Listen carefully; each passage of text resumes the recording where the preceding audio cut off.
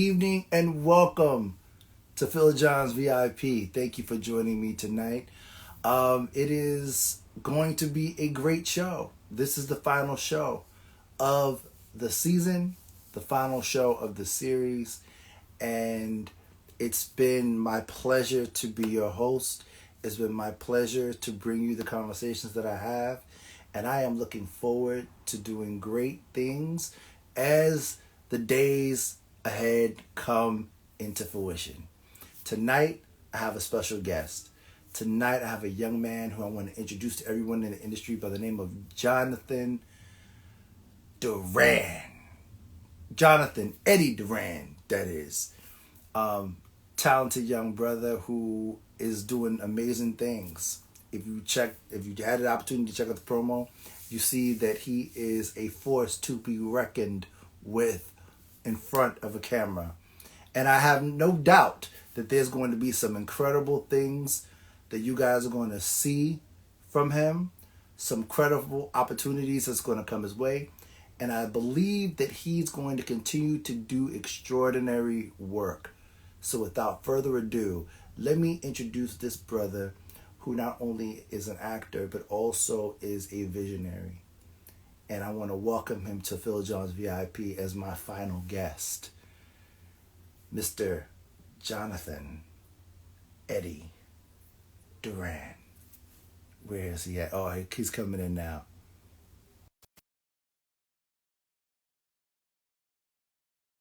Where you at? Come on in, brother. Come on in. Come on in. Come on in. Slowly but surely. Let's get this party started. What's up, brother? What's up, bro? What's up? How you doing tonight? Oh man, I'm good, especially after that intro, man. That was beautiful, man. Thank you. Oh man. Thank you for joining me. Thank you for saying yes, man. Thank you for being my final guest on this Yes. series. So I'm so happy that I'm able to have the conversation with you. Now, I was actually putting together the promo earlier today, and I thought Man, I I can't looked see at it. you. Can you hear me? I hear you. I can hear you fine. Okay, I can't see you. What do you mean you can't see me? We're both up, Okay. so I don't know why you can't see me, but yeah, we're both up. I see you. All right, let's run with it. All right. So I don't know why. Yeah. I invited you in. You should be in. If anybody in the room put a thumbs up, if you could see both me and Eddie, we want to make sure that there are no technical difficulties. Just give me a thumbs up if you can see us both. You know, but well, first of all, I just want to thank you for being my final guest on the show. All right. And what you say, Ed? Can you hear me? Yeah, I hear you. All right. You can't see me yet, can you? No, I can't see you. That's great. So okay, yeah. So thumbs up. They can see both of us. All right. So as long as you can hear me, try your best Let's to kind do of like focus up to it. It's live, so it's going to be what it is. So tell me, Eddie, what has it been like for you? Because I've watched all of your work as I was putting together the promo, and Mhm. once again, it was confirmation of your ability to just be a natural on screen, to light up the screen, and to be able to kind of make your presence known on camera in such a way. And I think, a lot of times people see things in us that we don't see in ourselves. So, how do you feel about it? Oh man, I try, I try my hardest. Um, I, you're your own worst critic, because yeah, I don't know. I can always everything I see, I'm always like, okay, I could do that better. I've been blessed to work a lot to where I'm always fine tuning. I think a lot of people they don't, they have to wait for that next big thing, but it's like I've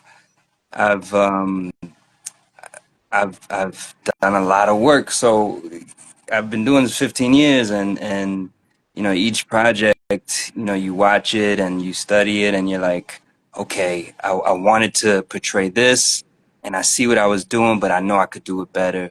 So the next one, you just keep going, and then, you know, you end up with a nice body of work that people kind of respect, and yeah, just Where, keep going, you know. where did it start for you?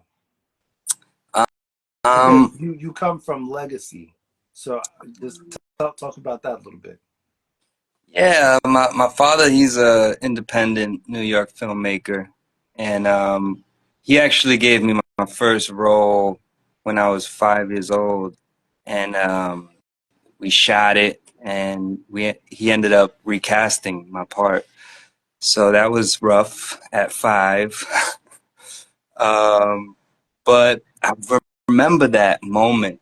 Um, uh, it was with my uncle. He was in the scene, and I was playing his son. And I remember people telling me, you know, run to him and hug him, like you haven't seen him in a while.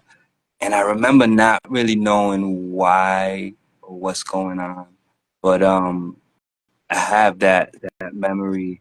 So it started then, and then in high school, again, my father, he's doing a short film called The Lesson Plan, and that was kind of like my return after me being heartbroken at 5.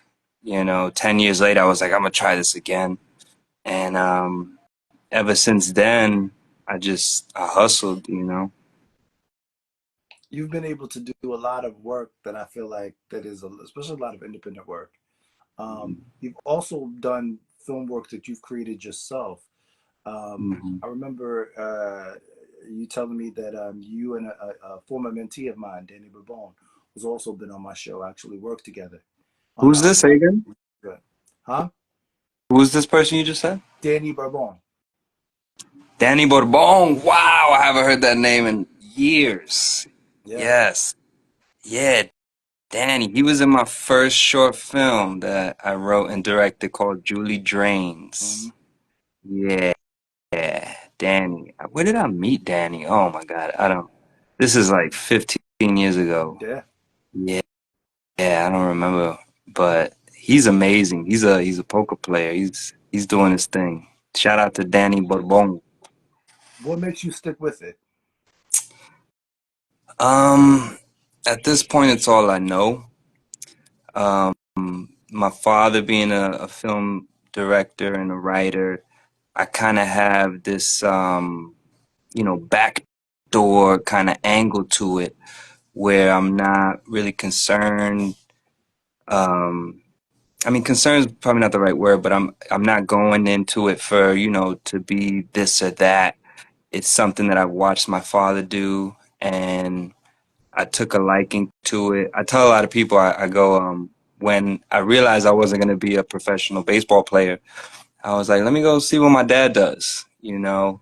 So, yeah, he just kind of taught me by example. So I feel like I have a very well-rounded idea of how to make a movie, you know? Would you say it's your passion? It is becoming my passion. As I become a man and I start my own family, and you know my back's against the wall, it's something that like everything's aligning. You know, my expression, what I want to say, um, what I can do. It's all in this moment. It's really coming together for me personally and how I feel. Regardless of my career, um, I'm starting to love it all over again. You know, I had a pretty rough couple of years where I was, you know, I'm an escape artist. You know, I try to escape reality through different vices, and one of them is working, um, working with friends, working with other New York independent filmmakers that I've met, and I'd love to take someone's vision that they're not 100% sure how to make this happen, and I love being the one who could be like, I can make that happen. Um, yeah, That's very interesting because I've seen you on stage as well as on film, and yeah, even on stage, I feel like you have a sense of like an ability to kind of light up the mhm. stage when you walk on stage. It's almost you're a natural almost. You don't some people you can see where it's forced. I've never seen that with you. So what are some of your practices that actually get you to the point where you can give the performances that you do? I mean, again, it's I've been blessed to work, work, work, work, and that whole 10,000 hours thing, that is real. You know, you do anything for 10,000 hours, and you're gonna be fucking amazing. And you pick your nose for 10,000 hours, and those boogers ain't gonna stand a chance. You know what I'm saying? But it didn't start like that. I remember first time I was up on stage. I remember you know, you figure the audience is to my left, this whole part of my body froze. Like I couldn't move it. You know what I'm saying? I was so nervous. And luckily I was playing a junkie tecato. So I kind of used it, Mm, but it was scary. It was like it really, really scared me. And I was like 19. I'm 35 right now. And it's just the work. You get on that stage and you realize things about yourself. You realize things about an audience, what an audience wants to see. Um, I was just telling this young actor the other day, there's two parts to it. You have the training of the craft. You take lessons, you get trained, and then you have the experience of knowing how to move on a stage, and again knowing the audience. And I feel like it's the combination of those two things that really can make someone fly on that stage. for sure. I mean, I Mhm. feel like you really can't do anything without studying. I mean, there's the difference between playing music by ear and actually knowing how to read music when you Yeah, play. Like yeah, you got to kind of absolutely. know what you're doing. Yeah, and I remember I had one teacher. His name was Marshall, Marshall something. Um, and he kind of showed me how lazy of an actor I was. He was like, "Okay, you good, but that's not gonna cut it." And that kind of blew my mind. And he told me about like dossiers and being mindful of your environment and business and emotional recall, all these things that I didn't really care about. And then when he kind of made me aware of it, it showed me how bad of an actor I was and how lazy of an actor I was, even though natural always kind of came to me, but natural can only get you so far. Yeah, You need to know what an actor has to be aware of on a stage, in order to have that complete package, which I'm not saying I have by any means, but it's something that I'm always keeping my mind on when I'm approaching a character. You have to have all these tools in your toolbox. absolutely. Well, one Hmm. thing I can say about you is that you your performances definitely show that you have the training and you know what you're doing. But the one thing I found very interesting in how you move throughout the years is that you've never um, I can't say like you're not the average actor, right? I've never seen you um, kind of be a ham, like where it's like look at me, look at me. This is what I'm doing. Look at me, look at me, look at me, look at me. Not until we had this Mhm. conversation about actually doing this conversation tonight did I even know that you had things in the works, that there were things being planned. So Mhm. is that by choice? Is it that you don't because not everybody, not every actor wants the spotlight on them when they're not Mhm. actually doing their craft. So is that a thing for you? Um, in terms of hamming it up, I think it's very important for an actor to be self-aware and to know like when you're actually hitting it. Because, as actors in the independent, especially theater actors, where you go on that stage and they're seeing you. You're right there. And then after the show's done, they're there and you have to kind of deal with what you just did. And actors, they should be self-aware to where it's like, if you really touch somebody, if you really reach somebody with your performance. And I was very conscious of that in the beginning when I wouldn't hit. I'd be like, why are these people, just kind of being, oh, that was good, and then just, moving on.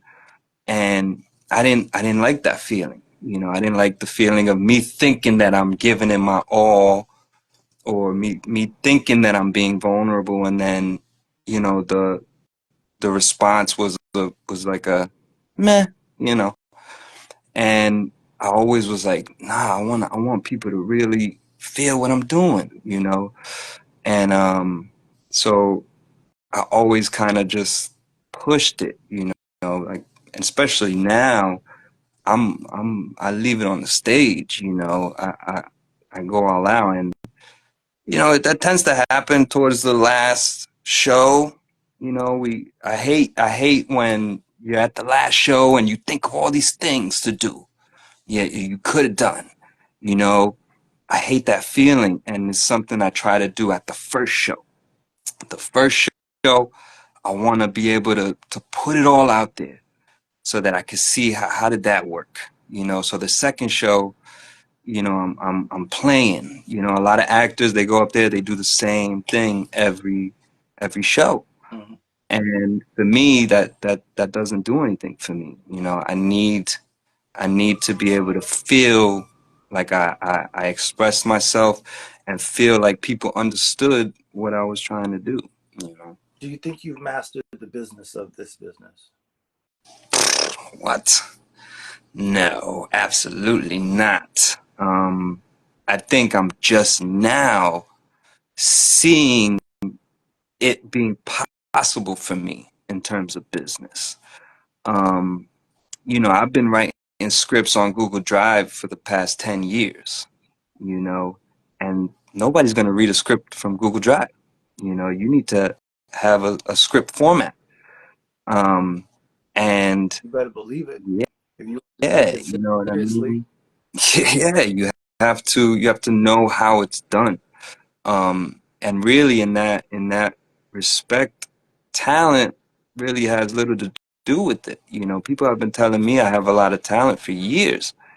And again, it's now that it's all kind of the tunnel vision is coming in, and it has to do with, of course, my craft, but it also has to do with me as a man and the things that I have going on in my life, things that were holding me back, personally, things with my family, things with my friends, people I keep around me.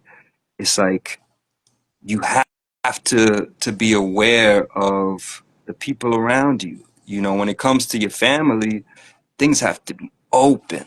You know, for me personally, I don't want to speak in general. I'm trying not to speak generally, but for me, it was my father. My father's a filmmaker, and I have so much love and so much appreciation for his talent. But at the end of the day, my father isn't, Tarantino. He's not there. So I had to make sense out of that. I had to kind of create a philosophy out of that. And it wasn't adding up for me for a lot of years. And that brings me back to the whole escape thing, you know. I would escape, I would So, come so, up so with is that why we've never really seen you promote anything? Because a lot of things that you've done, I feel like Eddie will do something and it'll just pop up, and it's like, yo, he's in that, or you did that, or Eddie, what is that about? Like nobody, it's like it just pops up, but damn, Phil, it's there's gonna no be one of lead those in, interviews. there's no kind of like coming attractions when it comes to you. So I mean, Yeah. I'm asking why, and Wow. will we see that more in the future? Wow. I'm hoping not. I'm hoping that now I'm loving myself again. I'm learning to love myself again, and I want to promote, you know. I want to go to the festivals. I want to go to other people's shows, you know. I want to be on the scene. But yeah, you're right. In a big way, that was why, you know, I wouldn't promote a lot of my work because it was just all right, on to the next one, on to the next one. You know, I didn't even want to look at a lot of stuff. A lot of stuff I don't look at, you know, and now I tell actors, look at your work. You need to look at what you do because that's how you learn yourself, you know. But yeah, I had to really I came up with a lot of pseudo philosophies about the industry and you know it's evil and it's hard to get in and you gotta you know sell out and all this stuff, which you know not to take anything away from that, but that's besides the point. You know, that's neither here nor there. It's about you and how much do you love what you do. Um, and you know I'm learning to love what I'm doing now. So I'm gonna start out. I'm gonna go through my 5 questions that I ask everybody, and then we're gonna double back to see what's going on with you. So I'm gonna ask you this first question: what do you know about the industry now, opposed to what you thought it was coming into this thing? Um, I mean, again, it's not about the industry for me. It's about me, and it's about me being comfortable with myself and not caring. You know, I mean, when it comes to the industry, okay, yeah, I know that you know you have to have, you know, even if you have a 90-page script, not just anybody's going to read your script because you think it's good. You know, you have to have the treatment, you have to have the pitch deck, you have to have the dream cast, you have to have all these things that are really, you know, quick to look at. And a producer could say, okay, I like all this. Let me see the script now. You know, I didn't know that before. You know, I didn't really care about things like that before. You know, so things like that, which is how do I get someone to give me money for my idea? You know, because again, talent is it's not what it's all about. You know, um, yeah. What advice would you give your 19-year-old self? My 19-year-old son. Self. Oh, self. Oh man, 19-year-old self. I would say I don't know. I kind of like what I did in my life. You know, I traveled a lot. You know, I remember when I had to kind of like I had to kind of convince myself, you know what, it doesn't matter if you don't become this or that. And that was hard because you know that you think that's just what's going to happen. You know, when you're that young and you know you're doing it, you have a father who does it, you're surrounded by it, you kind of think it's just going to happen. And I had to kind of depart from that thought, and it was rough, you know, but I did. And I did it at a young age, young enough to be like, you know what, I'm going to France every year for 2 months, once a year. You know, I went to Florida. I lived in Florida. I went to, you know, California, and I traveled a lot and tried to learn language. I read a lot of books, you know. So I'm really happy with it. It all makes sense to me now. But I guess what I would tell myself is that God is real. You know, I was struggling, not really struggling, but I didn't. God wasn't really a issue with me. But I would just tell him, yeah, God's real. He got your back. You know, What would you like your legacy to be? my legacy. I want my legacy to be ingrained in New York culture. That's what I want. Um, I think something is happening in New York in terms of, you know, what is a New Yorker. And I want to remind people what it is. I think it's something that's lost. I think it has to do a lot with, you know, social issues, you know, gentrification, all these things where a lot of us feel like we're being pushed out of our own city, you know, and I want to be True. someone, yeah, I want to be someone that when you see me, you say, wow, you know, we don't see a lot of people like this anymore. You know, this dude's he's a New Yorker. You know what I'm saying? And I want to define it because nowadays you got, you know, second, third generation hipsters who've been in New York and they're New Yorkers. You know what I'm saying? But there's a difference, and I want people to know. Most definitely. Um, What's up, Zulu? I got you. I I got was, um, so what brings you joy? Oh man, my family, my son.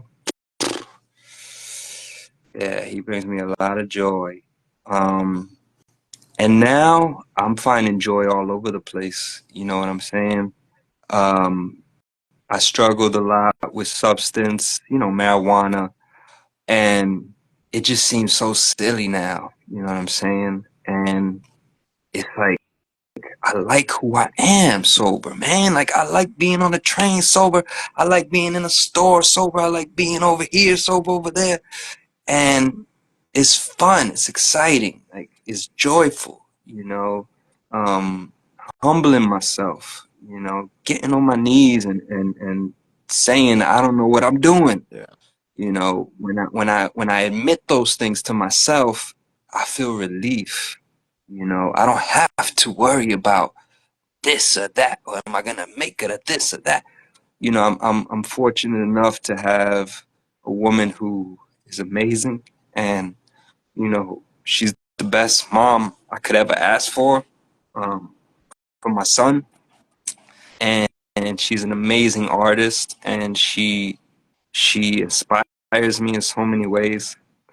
So I'm covered. You know what I'm saying? I have a lot to be grateful for, and as long as I stay grateful, it's all gonna work out. You know. absolutely. Hmm. You already answered my last question, What was that? and that was, what are you grateful for? Life, brother, life. Oh my God.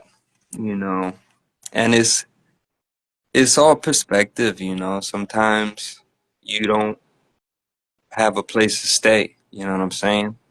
But you got innocent kids dying on the other side of the world. So, Yeah, you know, it's I'm happy. I'm happy. It don't matter what I don't have. You know what I'm saying? I have an amazing job that my manager, he's one of my best friend's brother. So if I tell him I need 2 months off, he's gonna give me 2 months off. You know what I'm saying? And it's like I don't know how I got these things, you know. is God. I can only chalk it up to God. Like God is literally keeping me, up, and I'm grateful for everything. What are we expecting next from Jonathan Eddie Duran? What do we have Okay, coming? What are we expecting? here we go. I got a whole list here. Yeah, let me see. All I've right, been working on this all day. it's your show. I'm just a spectator. First and foremost, Pumping Cool. Um, hold on. Actually, I have. This is a book. It's called Don Juan, the King from Queens, written by Louis K.R.1 Gasparo. He is an amazing artist out of Astoria, Queens. He is a writer, graffiti writer, book writer, illustrator, actor, musician, you know, high school baseball player. This guy did it all. Um, and he did a he wrote this book, and I adapted it into a short, and my father directed it. I mean, you see how everything just kind of falls in place. Like I didn't ask for any of this, you know what I'm saying? But it's like I find myself a lot of the times the only person who could do it. It's like meant for me to do it.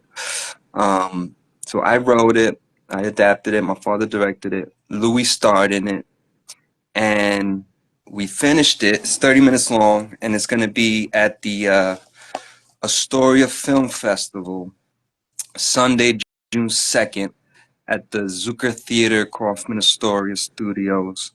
That's 35th Street and 35th Avenue at 10:30 a.m.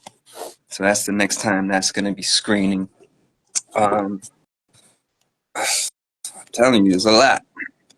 So that's one, Pumping Cool. And then I met this amazing brother, this filmmaker, New York, Brooklyn-based filmmaker. His name is Joseph C. Grant, and he's one of the first people that kind of just saw me. He was like, "Yo, you come over here. Let's do something." And I'm working with him now. We're working on taking the short and turning it into a feature. I'm gonna write it. I'm gonna direct it.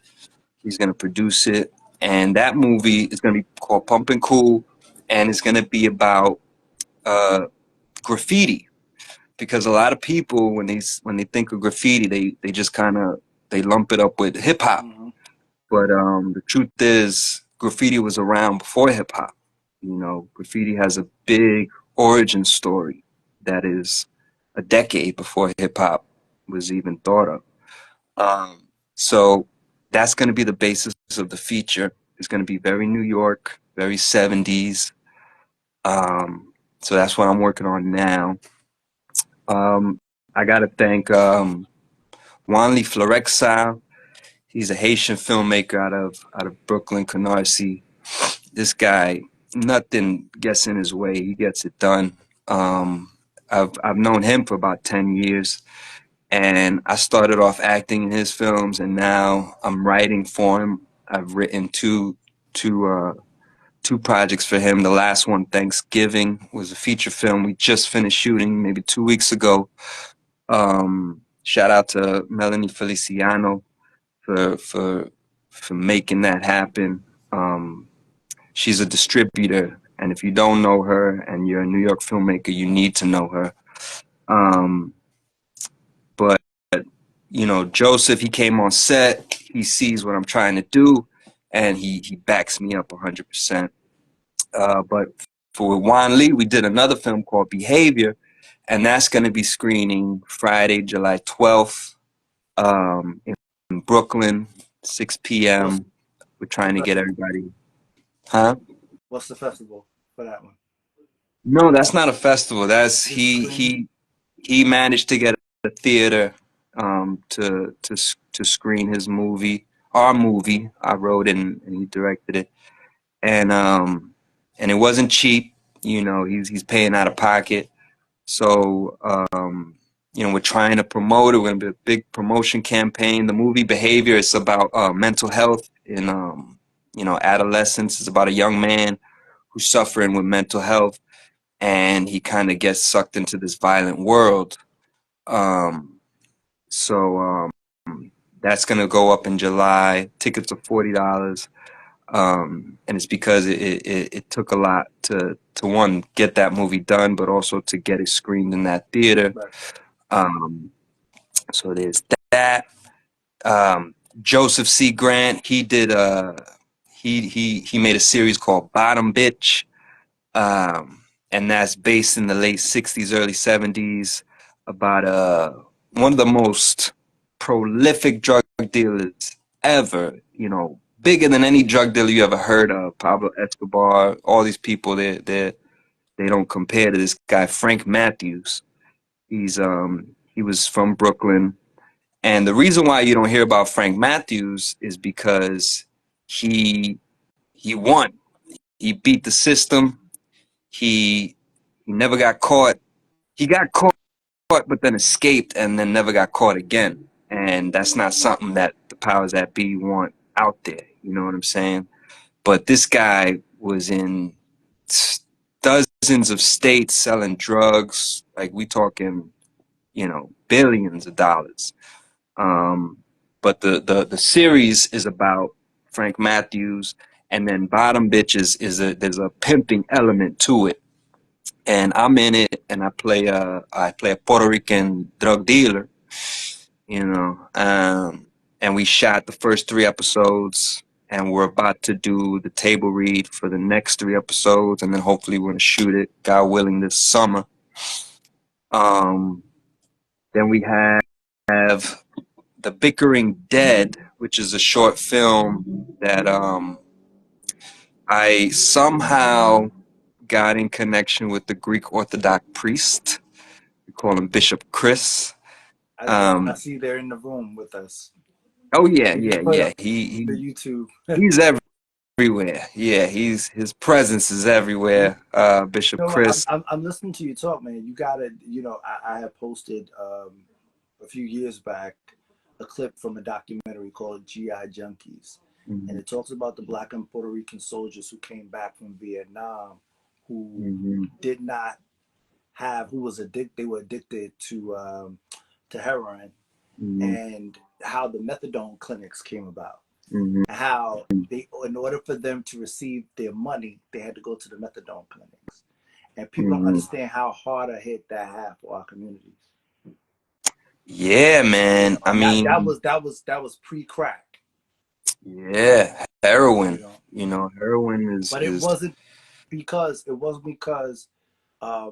wasn't by choice. It was because we went over to fight for our country. Well, this country, and Absolutely. came I back mean, addicted. yeah, if you even think of the time period, we weren't doing that well even before we went out to war.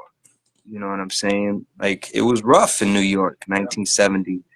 The city was falling apart, and then they go out to war to do this stupid war, and they see the hell that's over there, and they come back, heroin sounds pretty fucking nice, you know what I'm yeah, saying? But yeah, it was a big, big thing. And all these things is what created the the New Yorker. What all these gentrifiers they come here to see is ironically they're pushing it out. They come here to see that classic New York, but they're turning it into something else. You know what I'm saying?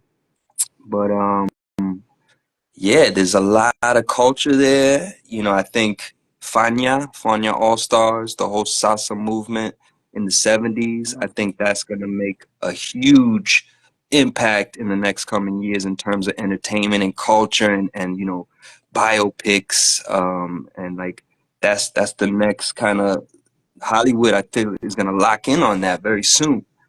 And I'm hoping to be in the forefront of that, in terms of because I have a lot to say, and you know I have a lot of resources. My sister, she's about to get her master's in screenwriting, and I tell her like, yeah, you've been schooling it, but once you're done with school, it's time to work.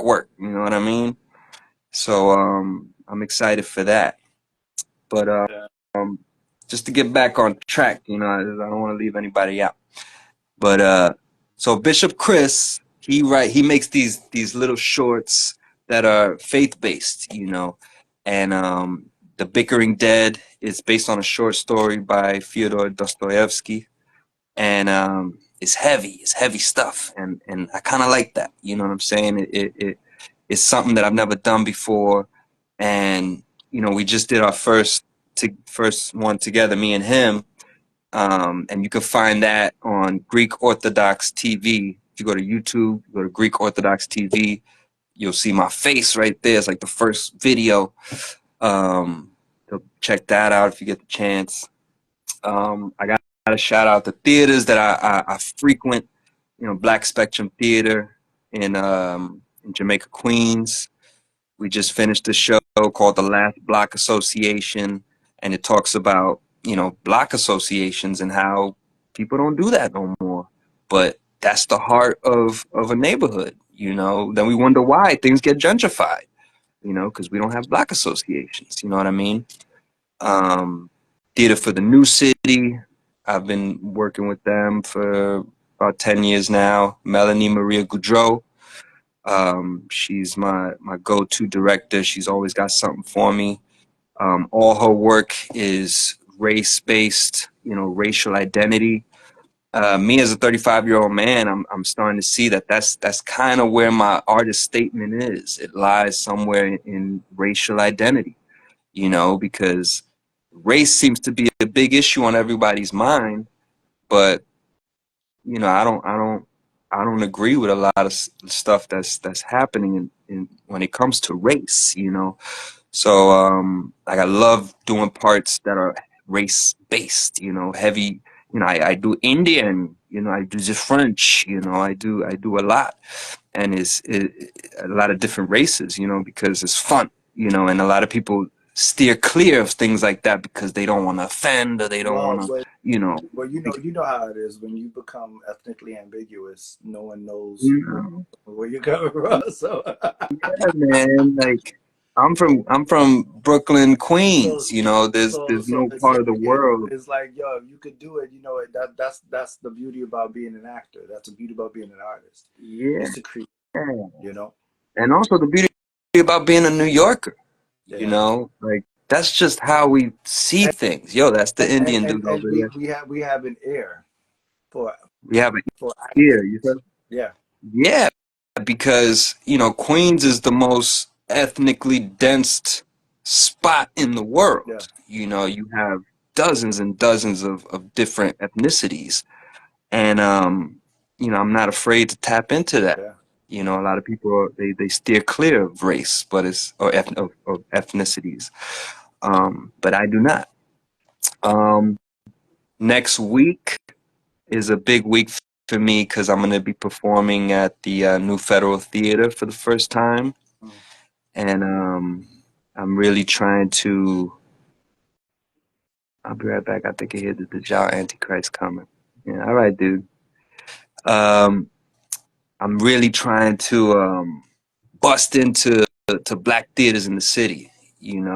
I've been at Black Spectrum out in Jamaica for about 10 years, but I'm trying to get into the Negro Ensemble. I'm trying to get into New Federal Theater. And I see all my peers working there, and I'm like, how do I get in there? Um, and so next week is going to be my first shot at the New Federal Theater. It's going to be Thursday, May 23rd, 7 p.m. at the Balance Arts Center, Carl Kemp Space. That's on 151 West 30th Street on the third floor. It's free. Woody King Jr.'s New Federal Theater.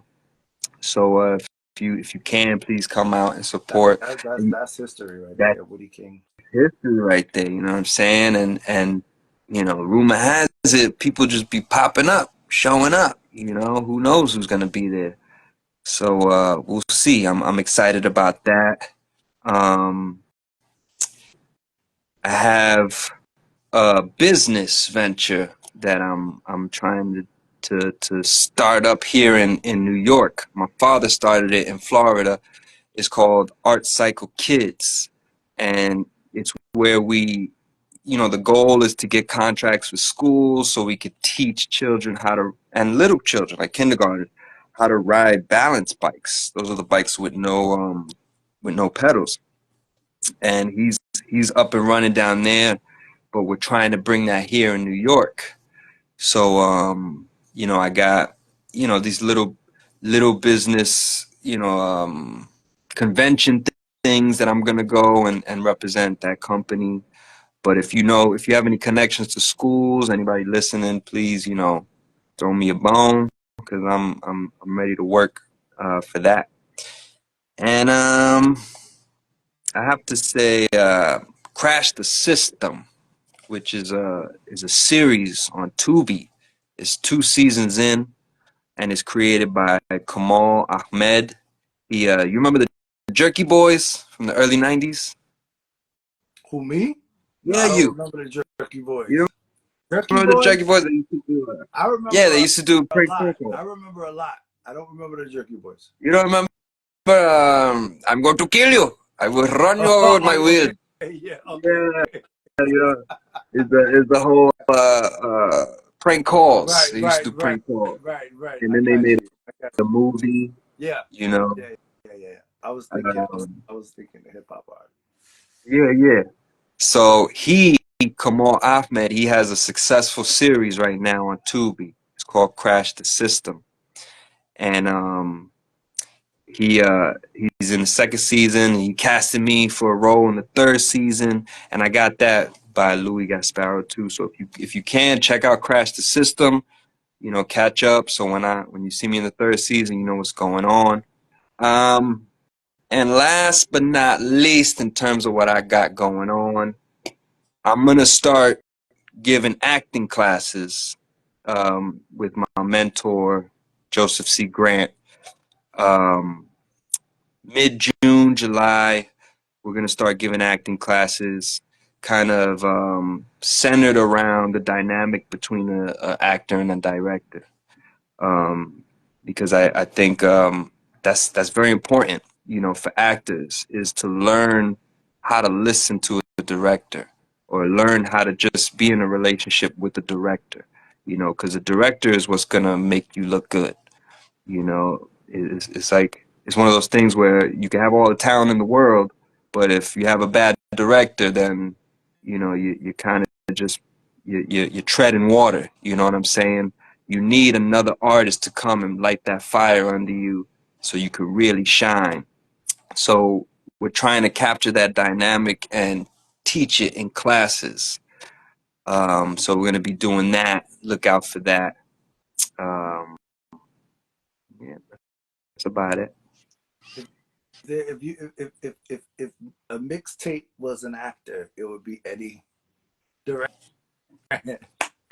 You have so The much mixtape stuff was going me. on. You know what I mean? And I think Yeah. that I think it's a beautiful thing. But I got one question for you. Have you Yes, sir. ever? What does?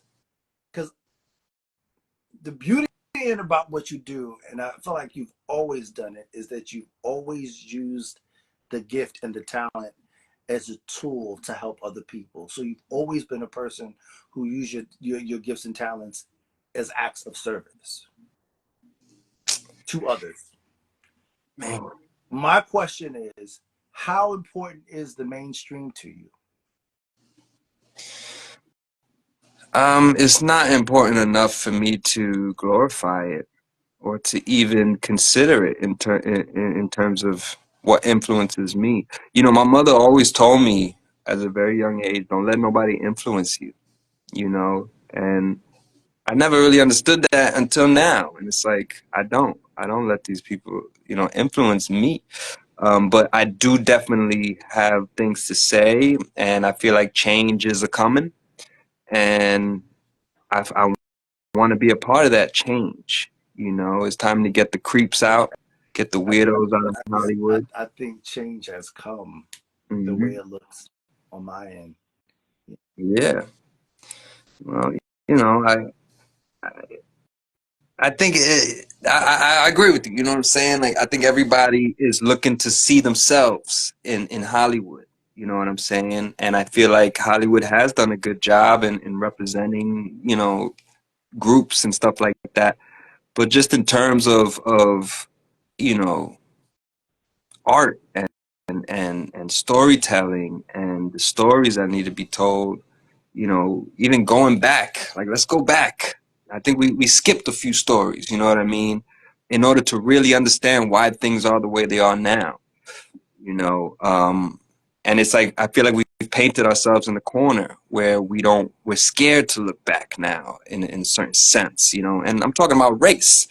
We kind of see race through one little kind of, oh yeah, that's black, that's white, right? Well, there is a lot more to it, and I'm ready to represent and lead whatever charge. If not, whatever. I'll stay in Brooklyn making my little movies. You know what I'm saying? Well, you never know what comes from that, man. You know, Mm-hmm. that's where we're headed. Really, is the independent film is really where we're going to get the best art, the best work is from the independent film circuit. So many Sure. festivals that I've gone to, man, where those those projects, man, I believe, and some even shorts are international. You know, and they're good projects, but Mm-hmm. they don't make it to major studio distribution. Yep. Um, Mm-hmm. but now that we got, Tribeca is in a few weeks, so Mm-hmm. hopefully we'll be able to consume some good work during that time. Are you Yeah. planning to attend? Am I planning to what? Going to Tribeca? Hey, if I have the time, I'd love to. That's something that now as a man, I find it sometimes it's more beneficial for you to just go out and support. There have been plenty of times where I just showed up and I got a gig just by showing up for someone else's thing. You know what I'm saying? And so yeah, yeah. Yeah, and I think the New York International Latino Film Festival is coming up too. So we got Okay. summer film festivals. Yeah, man. Let's do it. If you go, I'll meet you there, Phil. Yeah, you got once you get a day off. Yeah, yeah. Let's synchronize those days off. But Yeah, man, man. Yeah. thank you so much for Thank joining me you. tonight, man. Where can Thank you. if we want to work with you? I mean, you got my number. You can call me. Yeah. I'll be down to work on some projects with you. And where can we stay in touch with you? You can find me on the Instagram. I am Aditat underscore artist. Aditat. It was kind of a play on. Remember Adidas? Everybody was like, "Oh, all day I dream about sex." Remember that? Well, Aditat is all day I think about truth underscore artists. So if you ever forget Aditat, it's just all day I think about truth.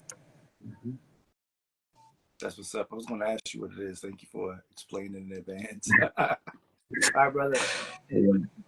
Thank you so much for joining me tonight. Thank you for being my last guest on Wow, yeah, man. Thank you, Phil. my show, man. I appreciate it and all that you have to offer to the world.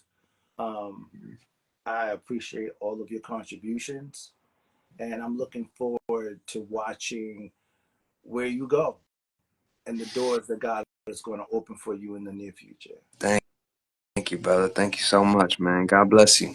Truly. All right, everyone. Have a great night. Bill John All right. signing out. All right, brother. God bless.